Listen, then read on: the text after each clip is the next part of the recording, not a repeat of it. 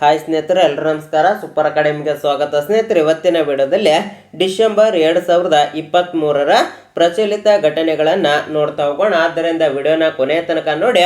ಹಾಗೆ ನಮ್ಮ ಸೂಪರ್ ಅಕಾಡೆಮಿಯ ವಾಟ್ಸಪ್ ಮತ್ತು ಟೆಲಿಗ್ರಾಮ್ ಗ್ರೂಪಿಗೆ ಜಾಯ್ನ್ ಆಗಿಲ್ಲ ಅಂದರೆ ಜಾಯ್ನ್ ಆಗಿ ಸ್ನೇಹಿತರೆ. ಲಿಂಕ್ ಡಿಸ್ಕ್ರಿಪ್ಷನ್ದಲ್ಲಿ ಇರ್ತಕ್ಕಂಥದ್ದು. ಇಲ್ಲಿ 2023ರ ಎಲ್ಲ ತಿಂಗಳ ಪ್ರಚಲಿತ ಘಟನೆಗಳ PDF ಸಿಗ್ತಕ್ಕಂಥದ್ದು. ಜಾಯ್ನ್ ಆಗಿ PDF ಅನ್ನು ಪಡ್ಕೊಳ್ಳಿ. ಹಾಗೆ ಎಲ್ಲ ತಿಂಗಳ ವಿಡಿಯೋ ಬೇಕಪ್ಪ ಅಂದರೆ ಎಲ್ಲ ತಿಂಗಳ ವಿಡಿಯೋಗಳ ಲಿಂಕು ಕೂಡ ಡಿಸ್ಕ್ರಿಪ್ಷನ್ದಲ್ಲಿ ಇರ್ತಕ್ಕಂಥದ್ದು. ಒಂದ್ಸಾರಿ ಚೆಕ್ ಮಾಡಿ ನೋಡಿ ಸ್ನೇಹಿತರೆ. ತುಂಬ ಇಂಪಾರ್ಟೆಂಟ್ ಆಗಿರ್ತಕ್ಕಂಥ ಪಾಯಿಂಟ್ಸ್ಗಳಾಗಿವೆ. ಸಾಧ್ಯ ಆದರೆ ಒಂದು ಕಡೆ ಬರೆದಿಟ್ಕೊಳ್ತಕ್ಕಂಥ ಪ್ರಯತ್ನವನ್ನು ಮಾಡಿಕೊಳ್ಳಿ. ಮೊದಲನೇದಾಗಿ 54ನೆಯ ಅಂತಾರಾಷ್ಟ್ರೀಯ ಚಲನಚಿತ್ರೋತ್ಸವ ಗೋವಾ ರಾಜ್ಯದಲ್ಲಿ ಜರುಗಿರ್ತಕ್ಕಂಥದ್ದು. ಇದರಲ್ಲಿ ವಿಶೇಷ ತೀರ್ಪುಗಾರ ಪ್ರಶಸ್ತಿ ರಿಷಬ್ ಶೆಟ್ಟಿ ಅವರಿಗೆ ನೀಡಲಾಗಿರ್ತಕ್ಕಂಥದ್ದು. ನೋಡಿ, ರಿಷಬ್ ಶೆಟ್ಟಿ ಅವರಿಗೆ ನೀಡಲಾಗಿರ್ತಕ್ಕಂಥದ್ದು. ಇನ್ನು ಜಗತ್ತಿನ ಅತಿ ಎತ್ತರದ ಸುರಂಗ ಮಾರ್ಗ ಯಾವುದಪ್ಪ ಅಂದ್ರೆ ಇಲ್ಲಿ ಅಟಲ್ ಸುರಂಗ ಮಾರ್ಗವಾಗಿರ್ತಕ್ಕಂಥದ್ದು. ಇನ್ನು 2023ರಂದು ಅಂತಾರಾಷ್ಟ್ರೀಯ ಸಿರಿಧಾನ್ಯ ವರ್ಷ ಎಂದು ಆಚರಿಸಲಾಗುತ್ತದೆ. ನೋಡಿ, 2023ರಂದು ಅಂತಾರಾಷ್ಟ್ರೀಯ ಸಿರಿಧಾನ್ಯ ವರ್ಷ ಅಂತೇಳಿ ಆಚರಣೆ ಮಾಡ್ತಕ್ಕಂಥದ್ದು. ಇನ್ನು ಕರ್ನಾಟಕ ರಾಜ್ಯ ಸರ್ಕಾರದ 40ನೆಯ ಮುಖ್ಯ ಕಾರ್ಯದರ್ಶಿಯಾಗಿ ರಜನೀಶ್ ಗೋಯಲ್ ಅವರು ನೇಮಕರಾಗಿದ್ದಾರೆ. ಇನ್ನು ಅದರ ಹಿಂದೆ 39ನೆಯ ಮುಖ್ಯ ಕಾರ್ಯದರ್ಶಿ ಯಾರಾಗಿದ್ದರಪ್ಪ ಅಂದ್ರೆ ಇಲ್ಲಿ ವಂದಿತಾ ಶರ್ಮಾ ಅಂತಕ್ಕಂಥವ್ರು ಆಗಿರ್ತಾರೆ. ನೋಡಿ ಸ್ನೇಹಿತರೆ, ಇಲ್ಲಿ 40ನೆಯ ಮುಖ್ಯ ಕಾರ್ಯದರ್ಶಿ ನೇಮಕ ಆಗಿದ್ದಾರಪ್ಪ ಅಂದ್ರೆ ಅದರ ಹಿಂದೆ ಯಾರಿದ್ರು ಅಂತಕ್ಕಂಥದ್ದನ್ನ ನೀವು ನೋಡ್ಬೇಕಾಗ್ತದ. ಹಿಂದಿನ ಪರೀಕ್ಷೆಯಲ್ಲಿ ಸುಮಾರು ಸಾರಿ ಈ ರೀತಿಯ ಪ್ರಶ್ನೆಗಳನ್ನ ಕೇಳಿರ್ತಕ್ಕಂಥದ್ದು. ನೆಕ್ಸ್ಟ್ 2023ರ ICC ಪುರುಷರ ಏಕದಿನ ಕ್ರಿಕೆಟ್ ವಿಶ್ವಕಪ್ ಚಾಂಪಿಯನ್ ತಂಡ ಯಾವುದಪ್ಪ ಅಂದ್ರೆ ಇಲ್ಲಿ ಆಸ್ಟ್ರೇಲಿಯಾ ತಂಡ ಚಾಂಪಿಯನ್ ಆಗಿರ್ತಕ್ಕಂಥದ್ದು. 6ನೇ ಬಾರಿ ವಿಶ್ವ ಚಾಂಪಿಯನ್ ಆಗಿರ್ತಕ್ಕಂಥದ್ದು ಈ ಆಸ್ಟ್ರೇಲಿಯಾ ತಂಡ. ಇನ್ನು 2023ರಲ್ಲಿ ರನ್ನರ್ ಅಪ್ ಆಗಿರ್ತಕ್ಕಂಥ ತಂಡ ಯಾವುದಪ್ಪ ಅಂದ್ರೆ ಇಲ್ಲಿ ನಮ್ಮ ಭಾರತ ರನ್ನರ್ ಅಪ್ ಆಗಿರ್ತಕ್ಕಂಥದ್ದು.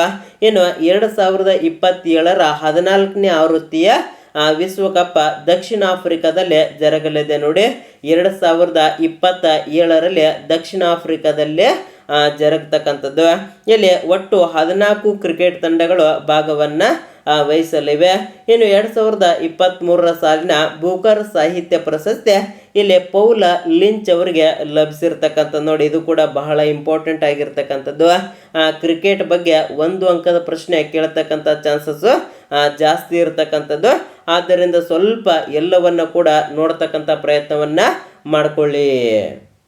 ಅದೇ ರೀತಿ ಮುಂದೆ ಬರುವುದಾದ್ರೆ ಕರ್ನಾಟಕ ರಾಜ್ಯ ಮಾನವ ಹಕ್ಕುಗಳ ಆಯೋಗದ ಅಧ್ಯಕ್ಷರಾಗಿ ಎನ್ ನಾರಾಯಣಸ್ವಾಮಿ ಅವರು ನೇಮಕರಾಗಿದ್ದಾರೆ. ನೋಡಿ, ಎನ್ ನಾರಾಯಣಸ್ವಾಮಿ ಅವರು ನೇಮಕ ಆಗಿರ್ತಕ್ಕಂಥದ್ದು.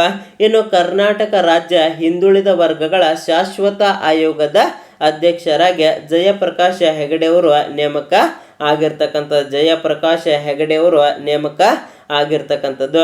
ಇನ್ನು 2023ರ 37ನೆಯ ರಾಷ್ಟ್ರೀಯ ಕ್ರೀಡಾಕೂಟ ಗೋವಾ ರಾಜ್ಯದಲ್ಲಿ ಜರುಗಿದೆ.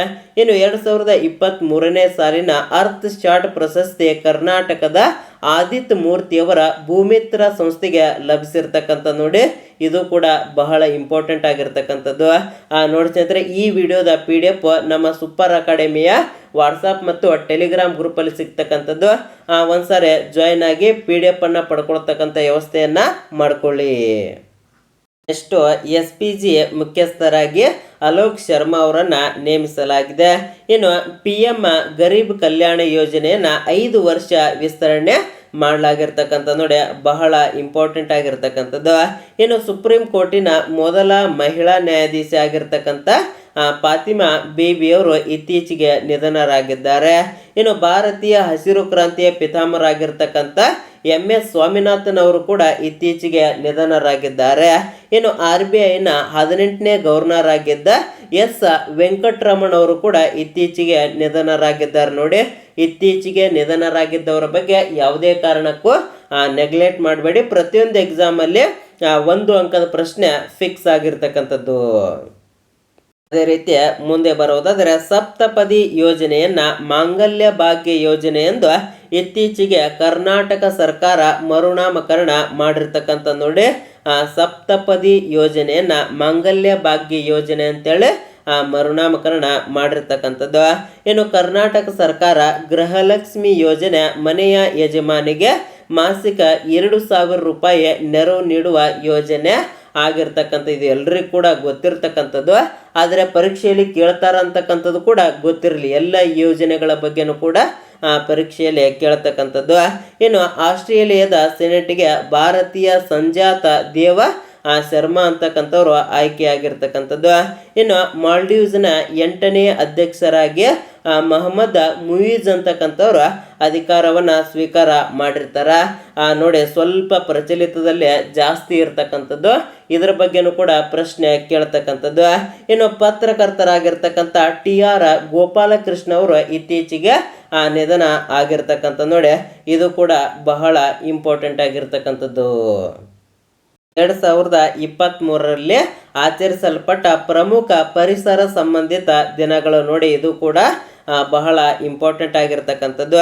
ಫೆಬ್ರವರಿ 2ರಂದು ವಿಶ್ವ ಜೌಗು ದಿನ ಅಂತೇಳಿ ಆಚರಣೆಯನ್ನು ಮಾಡಿದ್ರೆ ಇಲ್ಲಿ ಮಾರ್ಚ್ 21ರಂದು ವಿಶ್ವ ಅರಣ್ಯ ದಿನ ಅಂತೇಳಿ ಆಚರಣೆ ಮಾಡ್ತಕ್ಕಂಥದ್ದು. ಇನ್ನು ಮಾರ್ಚ್ 22ರಂದು ವಿಶ್ವ ಜಲ ದಿನ ಅಂತೇಳಿ ಆಚರಣೆಯನ್ನು ಮಾಡಿದ್ರೆ ಇಲ್ಲಿ ಮಾರ್ಚ್ 23ರಂದು ವಿಶ್ವ ಹವಾಮಾನ ದಿನ ಅಂತೇಳಿ ಆಚರಣೆ ಮಾಡ್ತಕ್ಕಂಥದ್ದು. ಇನ್ನು ಏಪ್ರಿಲ್ 22ರಂದು ವಿಶ್ವ ಭೂ ದಿನ ಅಂತೇಳಿ ಆಚರಣೆಯನ್ನು ಮಾಡಿದ್ರೆ ಇಲ್ಲಿ ಜೂನ್ 8ರಂದು ವಿಶ್ವ ಸಾಗರ ದಿನ ಅಂತೇಳಿ ಆಚರಣೆ ಮಾಡ್ತಕ್ಕಂಥದ್ದು.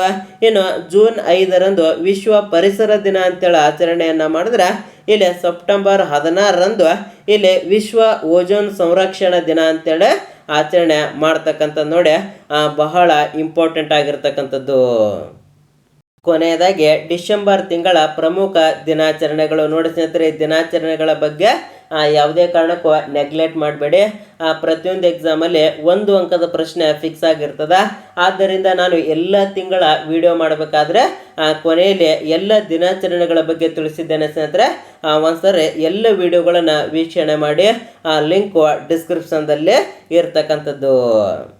ಡಿಸೆಂಬರ್ 1ರಂದು ವಿಶ್ವ ಏಡ್ಸ್ ದಿನ ಅಂತೇಳಿ ಆಚರಣೆಯನ್ನು ಮಾಡಿದ್ರೆ ಡಿಸೆಂಬರ್ 2ರಂದು ಅಂತಾರಾಷ್ಟ್ರೀಯ ಗುಲಾಮಗಿರಿ ನಿರ್ಮೂಲನಾ ದಿನ ಅಂತೇಳಿ ಆಚರಣೆ ಮಾಡ್ತಕ್ಕಂಥದ್ದು.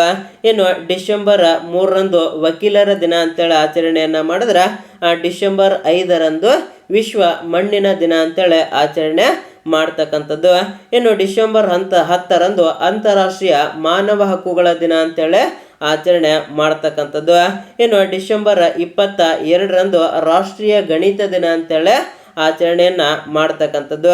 ಇನ್ನು ಡಿಸೆಂಬರ್ 23ರಂದು ರೈತರ ದಿನ ಅಂತೇಳಿ ಆಚರಣೆಯನ್ನ ಮಾಡಿದ್ರೆ ಇಲ್ಲಿ ಡಿಸೆಂಬರ್ 25ರಂದು ಉತ್ತಮ ಆಡಳಿತ ದಿನ ಅಂತೇಳಿ ಆಚರಣೆ ಮಾಡ್ತಕ್ಕಂಥದ್ದು.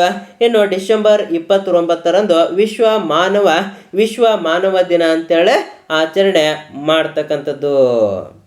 ಇಷ್ಟು ಡಿಸೆಂಬರ್ ತಿಂಗಳ ಪ್ರಮುಖ ದಿನಾಚರಣೆಗಳು ಮತ್ತು ಪ್ರಚಲಿತ ಘಟನೆಗಳು ನೋಡಿ ಸ್ನೇಹಿತರೆ. ಎಲ್ಲ ತಿಂಗಳ ವಿಡಿಯೋಗಳ ಲಿಂಕು ಡಿಸ್ಕ್ರಿಪ್ಷನ್ದಲ್ಲಿ ಇರ್ತಕ್ಕಂಥದ್ದು. ಹಾಗೂ ಎಲ್ಲ ತಿಂಗಳ PDF ಕೂಡ ನಮ್ಮ ಸೂಪರ್ ಅಕಾಡೆಮಿಯ ಒಂದು ಟೆಲಿಗ್ರಾಮ್ ಗ್ರೂಪಲ್ಲಿ ಸಿಗ್ತಕ್ಕಂಥದ್ದು. ಈ ವಿಡಿಯೋದ ಒಂದು PDF ಕೂಡ ನಮ್ಮ ಸೂಪರ್ ಅಕಾಡೆಮಿಯ ಟೆಲಿಗ್ರಾಮ್ ಗ್ರೂಪಲ್ಲಿ ಸಿಗ್ತಕ್ಕಂಥದ್ದು. ಜಾಯ್ನ್ ಆಗಿ ಎಲ್ಲ ತಿಂಗಳ ಒಂದು ಪ್ರಚಲಿತ ಘಟನೆಗಳ PDF ಪಡ್ಕೊಳ್ಳಿ ಅಂತ ಹೇಳ್ತಾ ಈ ವಿಡಿಯೋನ ಇಲ್ಲಿಗೆ ಮುಗಿಸ್ತಾ ಇದ್ದೇನೆ. ಜೈ ಹಿಂದ್, ಜೈ ಕರ್ನಾಟಕ.